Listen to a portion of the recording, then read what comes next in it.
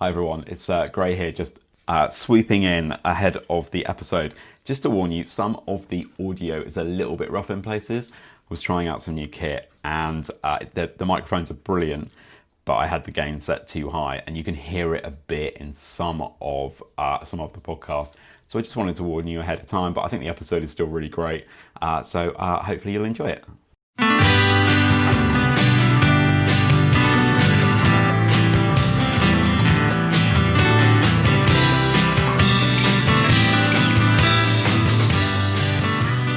Hi everyone. Welcome to this week's edition of the Geek and the Freak podcast. My name is Gray and I'm here with my good friend Emily. Hi Emily. Hello. And this is different this week because we are in person. And we're still like figuring out. I'm conscious there's a big gap to my left. There is a bit, isn't there? Let's move the camera a little bit. There we go. We're a little bit more central, but we'll keep that in because that's kind of hilarious. That's what the camera was going to be. The person who was sat there decided to move because they were like, I'm not sitting next to it. We decided because we're together face to face, we do something a bit different. What are we going to do? So we've decided that we're going to do our own little version of Desert Island Discs. We are going to have a go. We're going to have a go. So this week, Gray is going to tell us about his... You've got 8 discs that you can choose. 8 discs. And it is songs, right, that I choose? Yeah, you just get that. I can't take like 8 CDs of albums. You just get 8 songs. You can't take 8 albums. Yeah, okay. And then you also get the Bible and the complete works of Shakespeare, and then you get a luxury item, but there's a twist with the luxury item.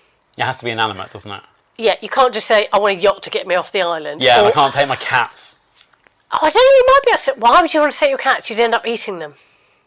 Not if there's a palm tree and some coconuts, I'd be fine.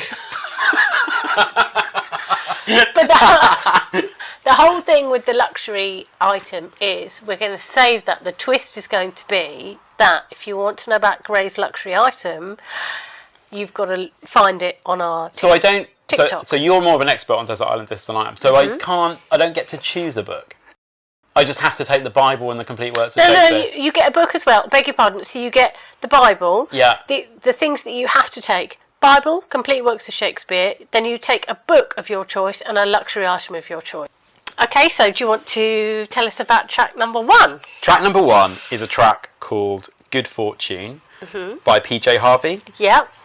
Love PJ Harvey. Yeah, me too. So the song came out in 2000 and I'm looking at my phone because I've got like the notes, just really brief notes for each one, and then I'll talk about why I love it. So it's from the year 2000, from the album from Stories from the City, Stories from the Sea, and it was the first single that got released off that album. Sorry, what date was the album again? 2000 it came out. Okay. So it's quite old now, actually. It's like 25 years old, which is scary, right? Yeah. But it's that old. Yeah. But like she was kind of like, she was very old, wasn't she? Very alternative. Mm-hmm. Quite a bit of almost like a punk in terms of like the way she looked. Her style. Grungy punky. Yeah. And then this album came out and it was much more kind of like commercial. I think she talks about it now and will say that she doesn't really love it in terms of the album because it's so kind of commercially driven in terms of its sound. Is this when she was going out with Nick Cave? Yeah, so it's Nick Cave. Oh wow. But he's quite dark as well. So but I think she was so happy that she kind of made like this happy album, and I think the song Good Fortune is very much about kind of like, it's about being in love. It's really kind of about that early days of a relationship when you're kind of a bit obsessed with one another. Right, okay. And it's a really beautiful, upbeat song, and I love it because it's so not the rest of her stuff. And it had a really cool video, and like these days I don't even think I could tell you what most songs videos were like. Just don't pay attention to that kind of stuff. But back in the 2000s it was still very much, you'd watch the video, watch the video because that's almost part of the story. Yeah.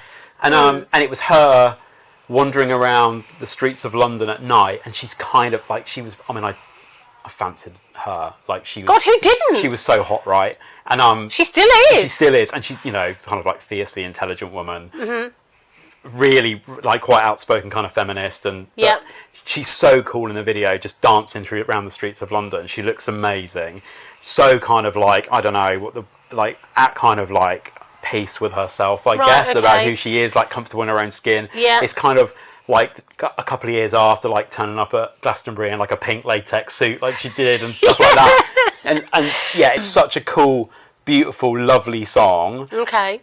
So different from everything else that she really ever did, I think, and including most of the stuff on that album that I know she still thinks is like overly commercial. Right. It's a brilliant album. I love that album. It's so weird because you'd assume that when she was going out with Nick Cave, because if you think about, you know, the song that he did with Kylie Minogue and how Yeah. all of a sudden she turned into this, Yeah. you know, almost like a sort of, But not a mythical creature, but it was just, you know, They brought out a different side of Kylie, for sure. completely. And because Nick Cave and PJ Harvey are so similar, Equals, though, I think. I think that would have made...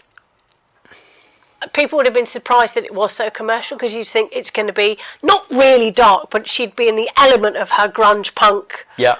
you know, side. Yeah. So that's song one. So Good Fortune by PJ Harvey. Yeah. Brilliant record. Great choice. And what's your second track, please? So my second track, so I should confess on this one that I came to it late. Okay. So this song came out in 1988. I reckon I didn't hear this until probably about 2005. So this is a song by the band Sonic Youth called Teenage Riot. Mm-hmm. And it's from their 1988 album Daydream Nation, which I only realised when I went and Googled that to find out was their fifth album. They were 5 albums in 1988. And these guys, like, they were the grunge before there was grunge. Mm-hmm. They were so... I mean, a bit like PJ... They were so cool.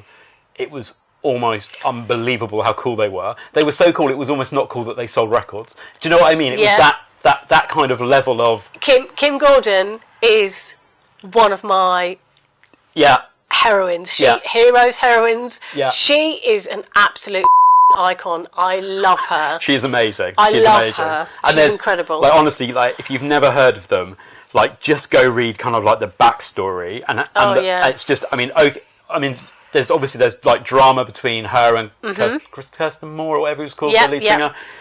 Drama there in their relationship, but also like just how they started as a band and the fact that they couldn't afford like very good instruments at all. So all those early albums, including this one, are recorded with like basically out of tune guitars that they deliberately play out of tune to make them sound different, and it's just incredible. And this song, again, I think is probably way more commercial than most of the stuff they ever did. It came up on my Spotify last year. It's my most listened to song. Oh, really? Last year on Spotify, yeah. It's Nice. got this incredible riff to it that kind of plays throughout. Mm-hmm. And then it does a thing that I adore in songs where suddenly it goes quite quiet and then it just starts to build again. Oh, right. And then the drums kick in and it's just amazing. It's such a great song. And, you know, she does a spoken word piece right at the beginning on the album version of the song. Yeah. Like, if you've never heard it and you're like, what sort of music does Grey like? Go and put on Teenage Riot, because that is me to a T.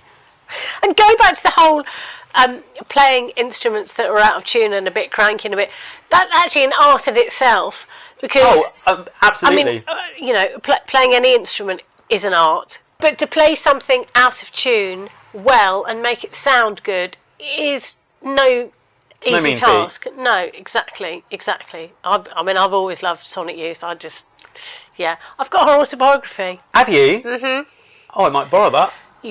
By all means. And the thing about them was they were grunge before they were grunge, and I really loved grunge. And I can remember like reading interviews with Kurt Cobain, where he would talk about Sonic Youth, And you'd be like, and I was like, on. And so when they started kind of cropping up on my Spotify, I'd heard the song before, but it was like last year was like, I remember this song, and this song is so good. Why do I not listen to this song more? And Sonic Youth, Teenage Riot. Really good choice. Yeah, amazing choice. Yeah, this is pretty good so far. Okay. This is pretty good. You enjoying this so far? Yeah. Okay. Third song, please. So my third song is a bit of a guilty pleasure, I would describe it as. Is it Jedward? It's not Jedward. No, it is not Jedward. Oh.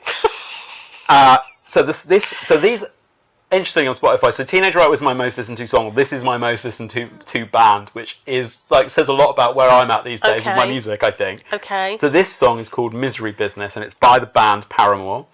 Okay. This is from 2007, from their second album, Riot. This song... Why do I love Misery Business? A, it's got a little bit of swearing in it, which actually they... You love a bit of swearing in a song, I mean, not don't proper you? swearing. There's a line that says something like, once a whore, you're nothing more. Right. So it's about a relationship where a girl has fancied a guy, and the guy has gone out with somebody else, and then the girl who's singing the song gets the guy, and it's her gloating. That's the song. Nice. Okay. And it's got this really kind of famous whoa whoa kind of bit in the middle of the song in the chorus. Yeah. And again, it does the kind of quiet then loud thing that I love in a record. And so it sort of goes really quiet and then it explodes Just again. builds again. Yeah, and it's such a great song. I love the fact that they supported Taylor Swift on her tour. That's amazing. They went around the world. Yeah. I love it when you have a big pop star, and you know Taylor Swift is great. She's very, very poppy, and then you have someone like that supporting her, and you think you would never expect that in the world. No. Okay. And she's like Hayley, who's the lead singer. She's got such a beautiful voice. Okay. And I don't think she is like the world's greatest lyricist. Like some of the songs are kind of a bit average in terms of the way they're written. Yeah. But if one of their songs comes on in the car, you're there. I don't skip it because I think I've said before, like I use Spotify DJ, right? And it just will stick songs on that it thinks I will like. Okay. And so almost every sort of 10th song is probably all the old song. algorithms, they're listening again. Yeah, yeah. So I love Misery Business. That's my favourite Paramore song, and I have to put Paramore in there because I listened to them more than I listened to anybody else last year. Okay. So yeah, very good. that's song 3. And what's your fourth choice, please? So this is the one where people are going to go, is this Jedward? This is probably, well, for some people this will be Jedward. I'm just going to change chewing gum. Really? So soon? Yeah, so soon. Oh my god. Sorry, everyone. I've had to give him a handful of bloody loo roll to spit his chewing gum in. Oh, it's loo roll. I thought it was kitchen roll. No, it's loo roll. I should have got you like one of those little spittoons for your tobacco. Maybe that would have been cooler. So not Jedward. So the song is by U2, which will immediately, I can tell by your face. But I'll give you the backstory. So the song is One. Mm-hmm. Which album? So it's off Acting Baby. Oh, okay. From 1991. So this is kind of like that. The album after Joshua Tree. They took the album after Rattle and Hum actually. So they took this big break, and then they came back with Acting Baby, and the first single was The Fly, which was completely different from anything else they'd ever released before. Yeah. And then Acting came out not too long after that song had come out, I think. Okay. I think it was The Fly came out, then the album. One is one of the most beautiful songs I think ever written. It's just gorgeous. Okay. And I love it. It's kind of like acoustic. I suspect they probably played at every gig since the album came out. Right. It's like it's their wild card. Well, I mean, they've got a lot of them, right, that they probably play at every gig. But I think One has probably become a bit of a staple. Yeah, but for me, it's about what I was doing in 91. Okay. And the memories that it brings back when I listen to it. And do you want to talk about that? Yeah, I can talk about that. Yeah. So 1991, I went to Australia with my then girlfriend Zoe, who may or may not listen to the podcast. We don't know. And that U2 album, along with a bunch of other music that was kicking around at the time, soundtracked that trip. So it was. Oh, nice. We had it on cassette. Yay! The car that we had, yeah. Remember cassettes? Yeah. The car that we had had a... Was it on auto reverse, so it just played and played and played and played? I don't think it did. I think you had to take it out and turn it around when you played side B. Nice. Like that. Yeah. Yeah. So the car had a cassette deck. And yeah, Acton was just on all the time while we were... Right. And that song, sometimes you just emotionally connect with songs, right? So I massively emotionally connected with it. Probably wasn't... We were 5 years after my dad had died, so I think I was still kind of quite emotionally raw from all of that. Yeah. I was a long way from home. I was a kid and I hadn't grown up yet. How old would you have been? I was 18 when I left. I think I turned 19 when I was out there, so I was a baby. That's really. a big time in your life as well. There's a lot of big things happening there. Yeah. And I loved...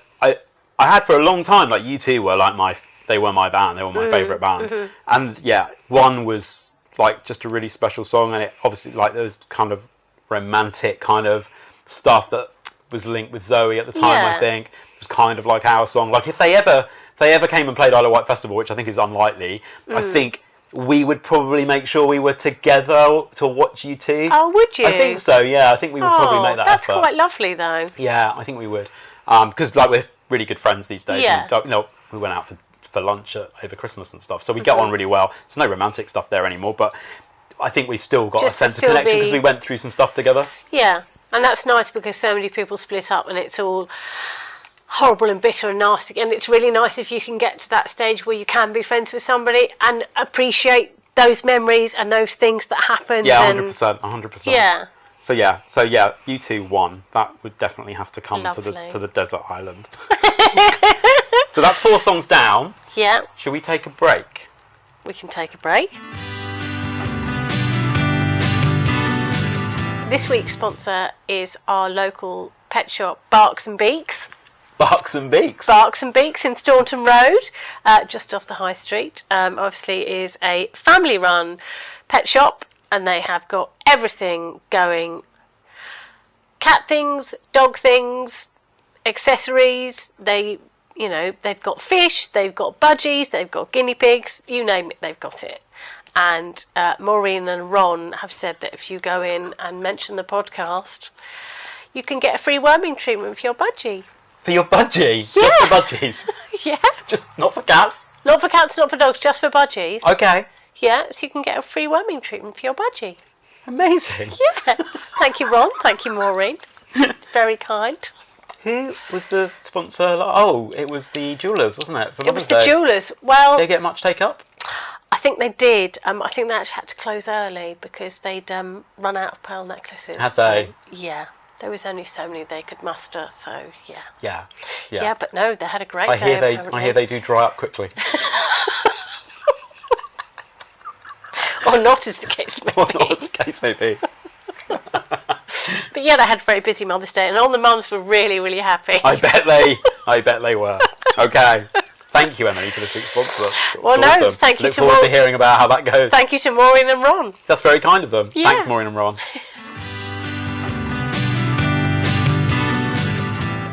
Welcome back, everybody.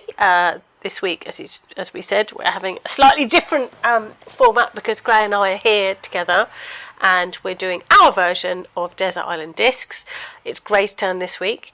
I think we'll do mine the next time that we're together. Yeah, that's the plan. And then when we come together, we'll do different types of episodes rather than just the weekly I catch think up. so. Yeah. I think so. Yeah. So we've had 4 of your songs. So can you tell us about your 5th song, please? My 5th song. So I had to have Biffy Clyro in there. What did I used to call them? I mean, we probably can't say it. No, we can't. Can we? A guy that I used to work with, his brother was their manager. What? Yeah, Why have I never heard about this before? I don't know. But yeah, a guy I used to work with, his Wow. brother was their manager. Okay. Or is their manager. Anyway, Biffy Clyro. Yeah, anyway, Biffy Clyro. So the song is called All the Way Down. Okay. And I guess what I would say about Biffy are mine. They're not really attached to any girlfriend that I've had.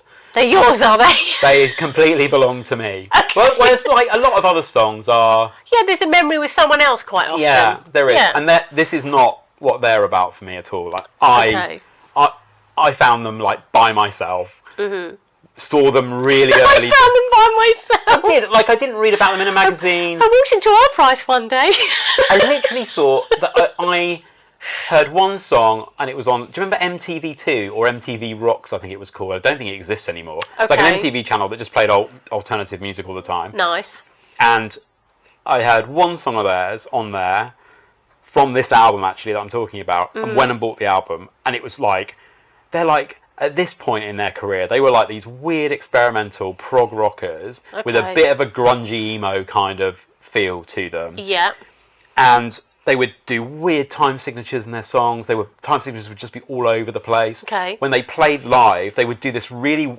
Now you'd go, well, that's a really weird thing, and they never do it anymore. But they used to just stand, bass guitarist and guitarist, because they're a 3-piece, very close together on the stage, Yeah. with the drummer directly behind, so all very tight and close together, almost like a Nice. really traditional... Oh, I like that, And they yeah. would stay very still, and Simon Neil, the guitarist and singer, would have his guitar very high up on his chest when he plays, like almost like he was playing a skiffle kind of. Okay. That was when I. Yeah. Okay. Yeah. That's kind of what they looked like when they played. Yeah. And I saw them when they like played like that. I saw them at Portsmouth Pyramids, and this song is on their second album called The Vertigo of Bliss. And this is it's like the second or third to last song on the album. Mm-hmm. And this, again, if you want to know what I like musically, this is it in a nutshell. So this does I guess you describe it as like the Stairway to Heaven thing. Right. So it starts off really quiet. Mm-hmm. And then about 2 minutes in, kind of the guitar becomes electric and the drums start to kick in. Okay. And then it goes through kind of like 2 kind of quiet verses, then 2 slightly louder verses. Right. And then does it drop off then build again? Well, no, it doesn't. It doesn't. I see a pattern emerging. This one doesn't. This does quiet, medium kind of level rock song, and then it just properly explodes. Lets loose. It does. It absolutely lets loose to the point where the last bit has just got a wall of guitar noise, which I absolutely adore. Like, give me a wall of just guitar noise. Okay. And with like almost, it's not quite spoken word, but kind of almost inaudible bit of singing over the top of that. Right. That, like, you know, I've spent years Googling so I can sing along to.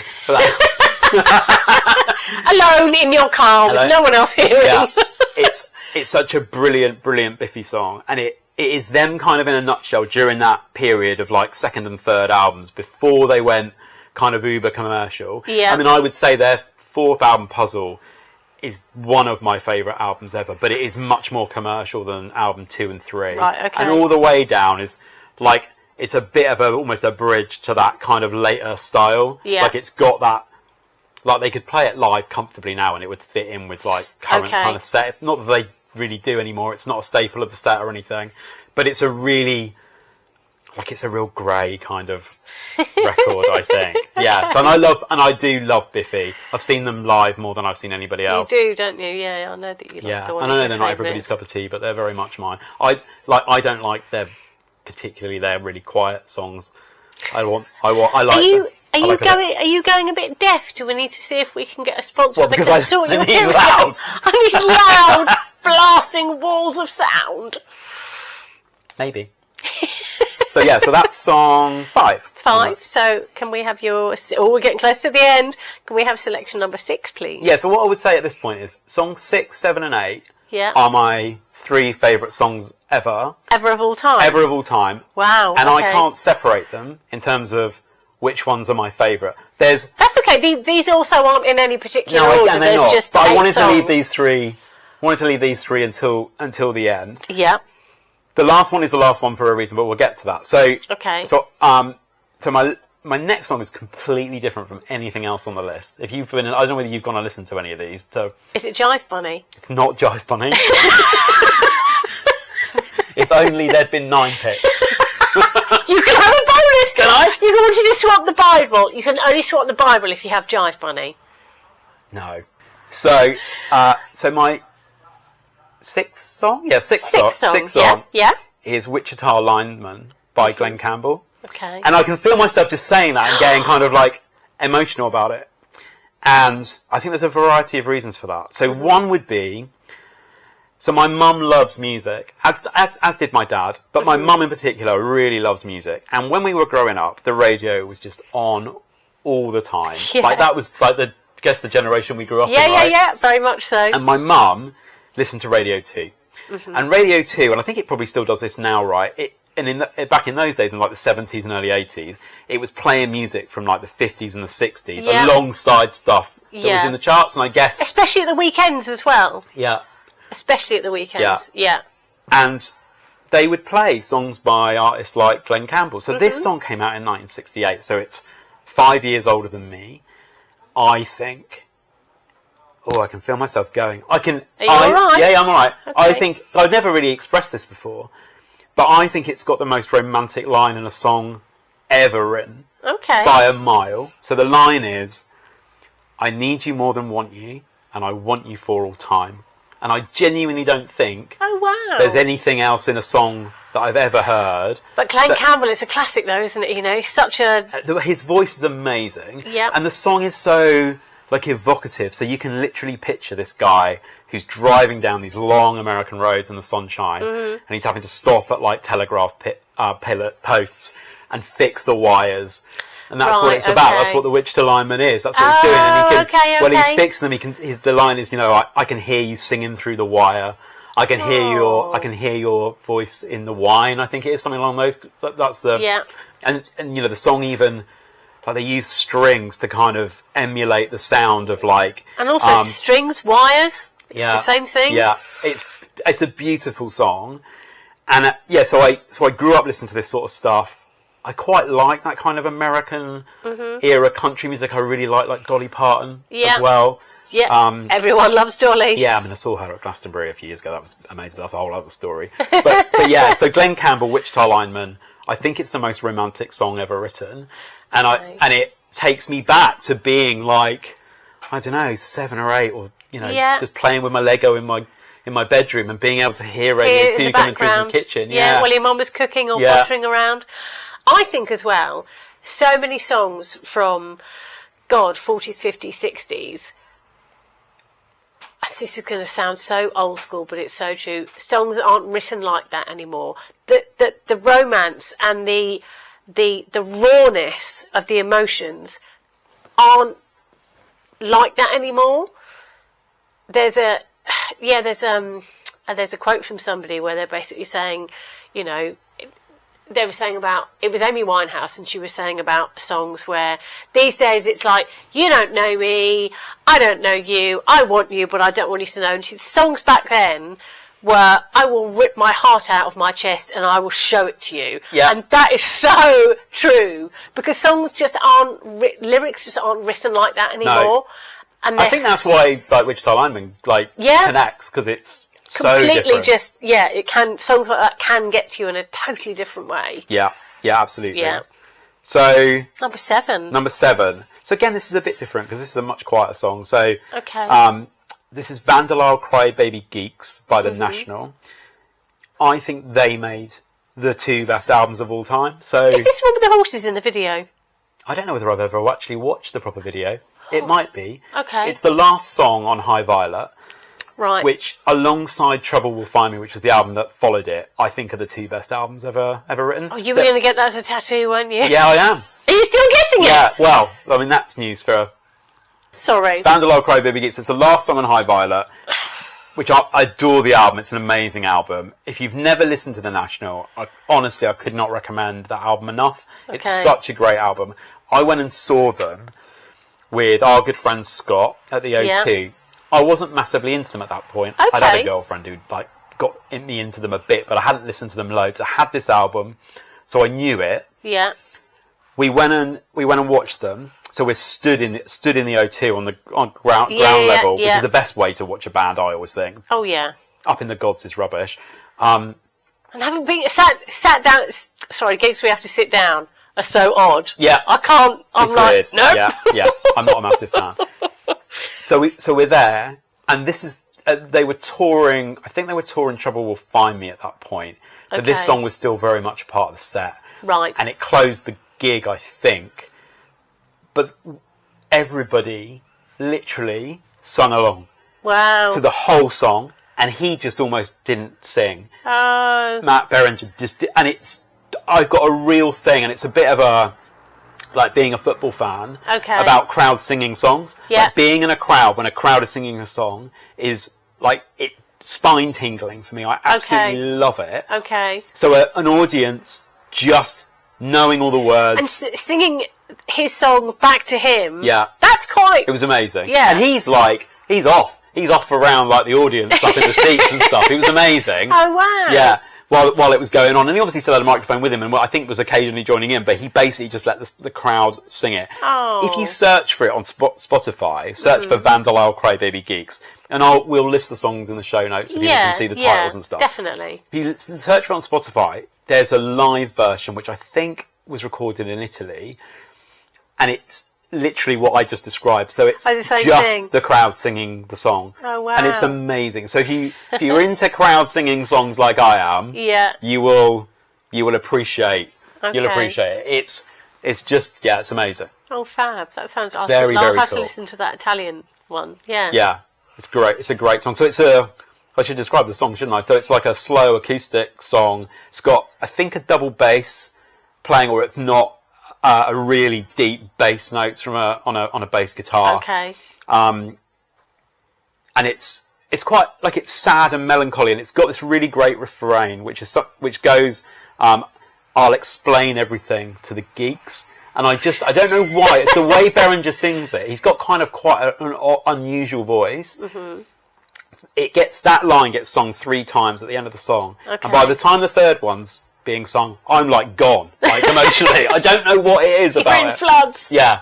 It's got a couple of other lines in it, which I think are really powerful. Also not far away from being some of the most romantic lines ever written. Mm-hmm. But it's something like, "All the very best of us string ourselves up for love." I really like that line as well. So the best of us give up everything for the person we love. I think that's a really great line as well. When he sings it, though, he does do this. So he kind of imitates hanging himself as he's singing it, which is a bit overly dramatic. Yeah. But the National for 2 albums, I think, were the best band in the world. But it's really odd with them. Like, the albums before that are all right, but they're not quite at that level. And then the albums after Trouble Will Find Me are all right, but they're not quite at that level. That's like the main one for you. Yeah. Those 2 albums are amazing.